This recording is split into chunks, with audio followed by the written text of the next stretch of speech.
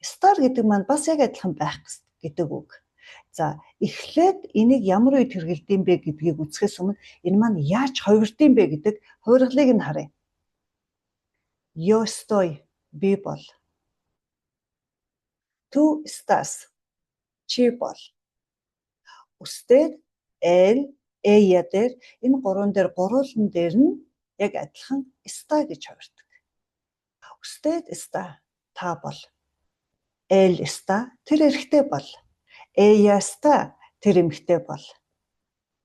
Nosotros, nosotras энэ хоёр маань яг адилхан estamos гэж хувирдаг. Бид нар бол. Vosotros, vosotras. За энэ хувилбарыг бол Европт хэрэглэдэг байгаа. Та нар бол.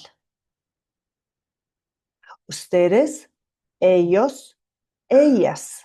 Энэ гурав маань гурлаа están гэж хувирдаг энэ гурав дээр. Ustedes están та нар бол. Ellos están тэд нар бол. Зөвхөн эмэгтэйчүүдээрээ байхад ellas están гэж яагаад хэрэглэнэ. За estar-ыг ямар үед хэрэглэх вэ гэхээр төр зүрийн нөхцөл байдал юм уу сэтгэл санааны мэдрэмжээ илэрхийлэхэд хэрэглэнэ. За жишээ нь estoy triste. Ella está triste. Чин би гонхтой байна, тэр эмэгтэй гонхтой байна гэдэг ч юм уу. Төр зүрийн нөхцөл байдал.